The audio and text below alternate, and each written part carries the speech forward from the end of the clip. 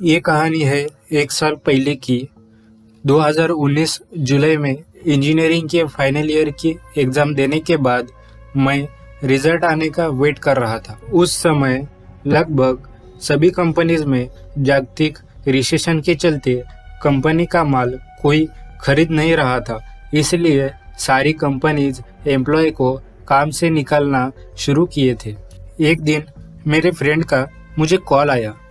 Exam हो के अब 40 दिन हो चुके थे और कंपनीज में बहुत ज़्यादा की संख्या में एम्प्लॉय को जॉब से निकालना शुरू कर दिए थे। इसके कारण मुझे और मेरे फ्रेंड को, हम दोनों को भी जॉब के बारे में चिंता लगने लगी थी। उस टाइम रिजल्ट का भी कुछ पता नहीं चल रहा था, तो हम रिजल्ट लगने का वेट कर रहे थे। तो उस दिन फ़ोन पे मैंने और मेरे फ्रेंड ने रिजल्ट आने के बाद जॉब ढूंढने के बारे में सोच लिया था। फाइनली रिजल्ट लग गया और हम दोनों पास हो गए। अब हमारे पास इंजीनियर की डिग्री थी। एक दिन जॉब ढूंढने के लिए हमने पुणे रांजणगाव MIDC में जाने के बारे में तय कर लिया। हम जहाँ पर रहते थे वहाँ से गाड़ी पर रांजणगाव MIDC को जाने के लिए तकरीबन 2 घंटे लगते थे। उस टाइम पे बारिश का सीज़न चल रहा था। एक दिन पहले ही बारिश हो चुकी थी। बारिश होने के दूसरे दिन मौसम साफ दिखाई दे रहा था, तो हमें लगा कि जॉब ढूंढने के लिए ये सही टाइम है। उस टाइम पे मैं मेरे फ्रेंड के घर के बगल के PG में रहता था और हमें जॉब ढूंढने जाना था, इसीलिए मेरे फ्रेंड ने उसकी बाइक निकाली और हमारी जॉब ढूंढने की जर्नी शुरू हो गई। पीछे बैठा मैं मेरे फ्रेंड के साथ बातें कर रहा था। इस कंपनी में जाएंगे, ऐसे इंटरव्यू देंगे, कंपनी में सिलेक्शन हो गया तो इतनी सैलरी की मांग भी करेंगे। और बातें करते करते मोबाइल पे मैं कंपनी के लोकेशन के बारे में पता कर रहा था। बाइक पे जाते जाते हमें हमारे गाड़ी के लेफ्ट साइड में कल्याणी फोर्ज करके एक कंपनी दिखी, तो हमने उस कंपनी के सामने गाड़ी खड़ी की और जॉब के बारे में पता करने के लिए निकले। लेकिन कंपनी का गेट बंद था और गेट के बगल में एक सिक्योरिटी गार्ड खड़ा था, तो हमने फिर ना चाहते हुए भी जॉब के बारे में उस सिक्योरिटी गार्ड से पूछ लिया। पहले तो सिक्योरिटी गार्ड जॉब के बारे में वैकेंसी अवेलेबल नहीं है करके बोल रहा था। बाद में हमारे आग्रह पर उन्होंने कंपनी के HR को कॉल लगाया, लेकिन वहाँ से कोई कॉल रिस्पॉन्स नहीं मिला। तो फिर हम दोनों निराश हो गए और फिर से रांजणगाव MIDC के लिए बाइक पर निकले। बाइक पे चलते चलते अब हम सनसवाड़ी गांव पार कर लिए थे। पीछे बैठा मैं रोड के साइड पे सनसवाड़ी की खेती देख रहा था। तभी मेरी नज़र वहाँ पर लगे एक कंपनी के बैनर पर पड़ी।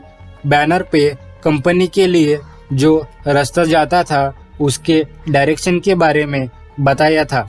बैनर के साइड से एक रोड अंदर कंपनी को जाता था, तो जॉब ढूंढने हम उस कंपनी के पास आ गए। ये कंपनी थी एंकी व्हील इंडिया प्राइवेट लिमिटेड। यहाँ पर भी गेट के सामने सिक्योरिटी गार्ड खड़ा था और गेट पूरी तरह से क्लोज था। यहाँ पर भी हमारी मुलाकात सिक्योरिटी गार्ड से हो गई और कंपनी में जॉब वैकेंसी नहीं थी, तो उन्होंने भी नकार दे दिया और बोला कि रिज्यूम दे दो, जब वैकेंसी खाली हो जाएंगी तब तुम्हें कॉल करके बता दूंगा। इस बार नकार मिला तो जॉब के बारे में थोड़ी चिंता बढ़ने लगी और निराशा भी थी। पहले तो हमारा टारगेट सिर्फ ऑटोमोबाइल के कंपनी में जॉब ढूंढना था, लेकिन वहाँ पर भी जॉब वैकेंसी अवेलेबल नहीं थी। इसीलिए हमने सोचा कि जिस भी कंपनी में हमें जॉब मिलेगी हम उस कंपनी में जॉब करेंगे।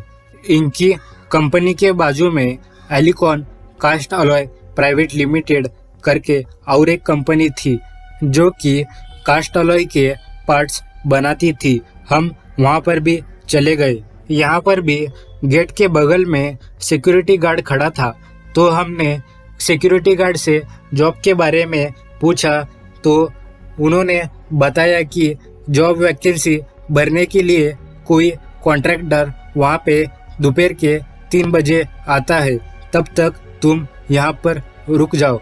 हमने उस कॉन्ट्रैक्टर का नंबर लेकर उसे कॉल भी लगाया, लेकिन उधर से कोई रिस्पांस नहीं आया।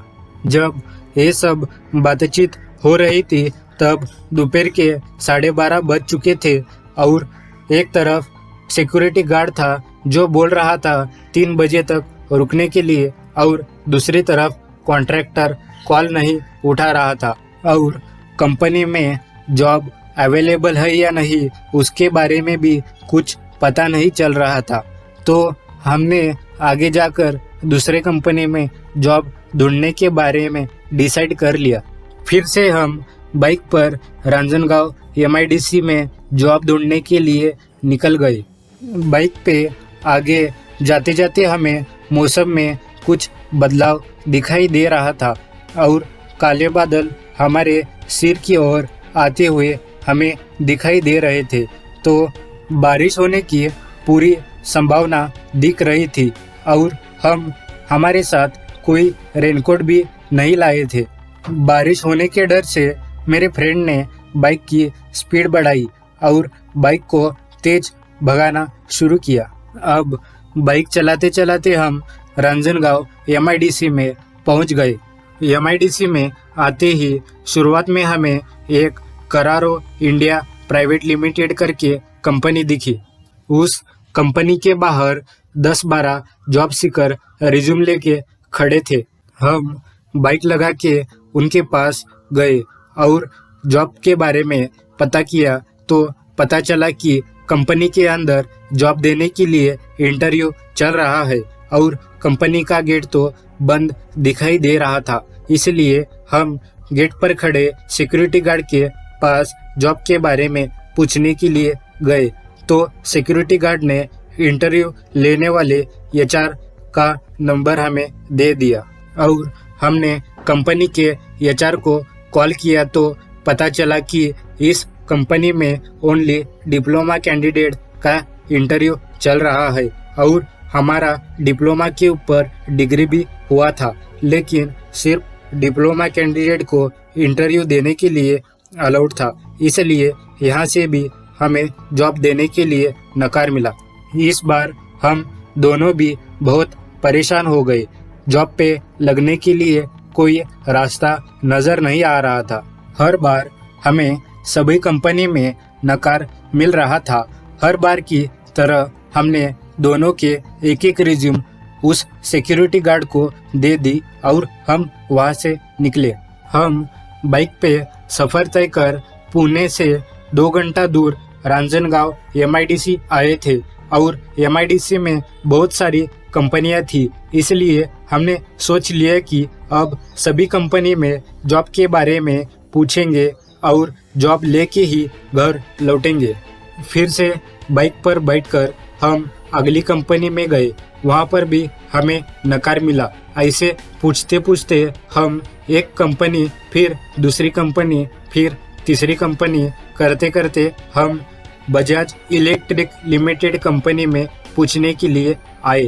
अब कंपनी में दोपहर का लंच करने का टाइम हुआ था, इसलिए सभी सिक्योरिटी गार्ड अपने रूम में खाना खा रहे थे।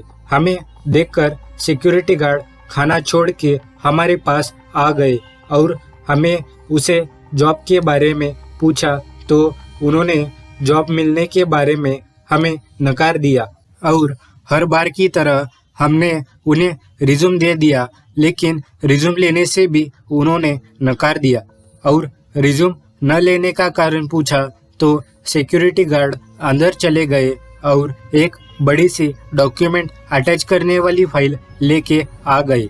फाइल खोलकर उन्होंने बताया कि इतने सारे रिज्यूम सिर्फ 3 या 4 दिन में आए हैं और कंपनी के एचआर ये रिज्यूम देखने से भी मना कर रहे हैं। उस रिज्यूम की फाइल देख के हमारे तो होश उड़ गए, क्योंकि सिर्फ 3 या 4 दिन में तकरीबन 100 से भी ज़्यादा रिज्यूम उस फाइल में अटैच थे। इस बार तो हम बहुत ज़्यादा परेशान हो गए। डिग्री का रिजल्ट आने से पहले लग रहा था कि पास होने के बाद थोड़े बहुत कंपनी में जॉब ढूंढ लिया तो जॉब लगेगा, लेकिन यहाँ पर तो कुछ अलग ही अनुभव आ रहा था। और हम जिस साल पास आउट हो गए थे उसी साल मार्केट में रिसेशन आया था और ऐसे पहले कभी नहीं हुआ था। अब उस कंपनी के बाहर खड़ा मैं और मेरा फ्रेंड जॉब मिलने की होप पूरी तरह से खो चुके थे। अब आधी कंपनीज में जॉब के बारे में हमने पता किया था और आधी कंपनीज बची थी, तो हमने ऐसे ही लगभग सभी कंपनीज में जॉब के बारे में पूछने के लिए विजिट किया। सभी तरफ हमें नकार मिल रहा था और अलग अलग आंसर मिल रहे थे, जैसे कि कंपनी में अभी वैकेंसी अवेलेबल नहीं है, तुम हमारे कंपनी के वेबसाइट पे जाकर अप्लाई करो, डिप्लोमा वाले कैंडिडेट ही हम काम करने के लिए चाहिए, एक्सेट्रा एक्सेट्रा। फाइनली सभी कंपनीज को हमने विजिट किया। अब शाम के 6 बज चुके थे और जॉब ना मिलने की वजह से उस दिन हम निराश होकर वापस घर लौटे। हालांकि ज़िंदगी में ऐसे पहली बार हुआ था तो बहुत कुछ अनुभव भी आया था और उस अनुभव से हमें उस दिन बहुत कुछ सीखने को भी मिला। फाइनली कुछ दिनों के बाद मेरे फ्रेंड को जॉब मिल गई और मैंने भी क्लास ज्वाइन कर लिया। यदि आपको भी लोगों से जुड़ी हुई इंटरेस्टिंग और अमेजिंग कहानियाँ पसंद है तो आप इस चैनल को सब्सक्राइब और वीडियो को लाइक एंड शेयर कीजिए।